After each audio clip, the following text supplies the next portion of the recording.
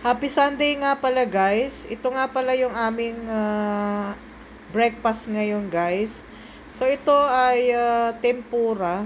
Medyo maliliit nga lang guys yung naluto ko na nabili ko na hipon kasi guys napakamahal talaga ng hipon. So kaunti lang naman to guys, pang breakfast lang. So yan nga, di ko na pinakita sa inyo, nilagyan ko lang siya ng breadings, ng harina, paminta guys. Nilubog ko sa yung usual na pagpiprito, nilagyan ko siya ng itlog, ganun. Tapos nilagay sa mga harina na may paminta. So yan guys, at piniprito ko na. Pasensya nga pala kay guys sa aking kawali. Kasi guys, matagal na yan. Dati non-stick, ngayon hindi na non-stick guys kasi nagasgas na. Kahit ganyan lang guys, na ganyang kawali ko, paborito kong gamitin yan. So yan guys, piniprito ko nga. Sa nga pala guys, kamusta nga pala yung lugar nyo?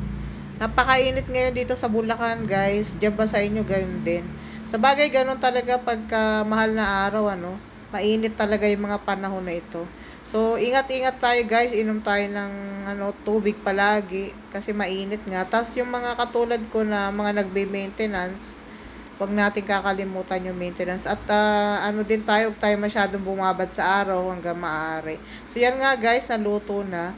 At para mayroon naman kaming gulay, eto, naghiwa ako ng kamatis, pipino, at hindi ko napakita yung paghiwa ko ng lettuce guys. Pero nilagyan ko siya ng lettuce. So, dyan guys, yung aking nilagay dyan sa salad, kasi nga, may prito na yung ulam natin. So, hindi na kailangan gumamit pa ng mayonnaise kasi cholesterol yan guys. So, alam nyo naman, pinahealthy nga to, iniiwasan natin yung mga bad cholesterol. Kaya guys, kalamansi lang nilagay ko dyan. So, 2 kalamansi lang nilagay ko. Depende sa inyo kung ilan ang gusto nyo. So, tas nilagyan ko rin to ng kaunting asin at paminta para may lasa-lasa naman guys.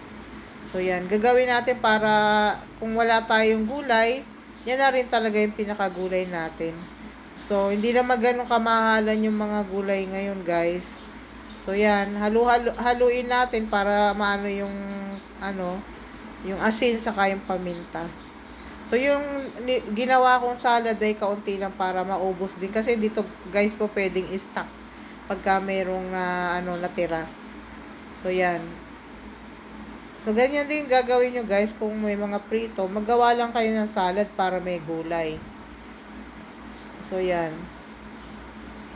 Okay naman siya, guys. Pero depende sa inyo kasi kung naman kayo, pwede rin maglagay kayo ng mayonnaise kung depende sa inyo guys. Pero kami kasi ito lang yung prepared namin. So yan, titikman na natin guys. Pero kung hindi ako kain ng kanin ngayon kasi pag umaga guys, hindi ako makain talaga ng kanin. So yan lang. Kasi mataba na nga ako guys. So iwas-iwas sa laging kanin.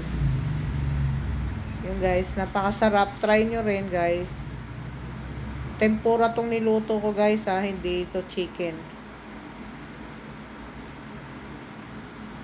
So yan guys, kasi palagi ng chicken kaya ibahin naman natin. So sige guys, thanks for watching. Paki-like and share naman yung aking Facebook page, Uragon Mama, saka yung YouTube channel ko, Jean Lisa Pulido. God bless guys. Happy Sunday.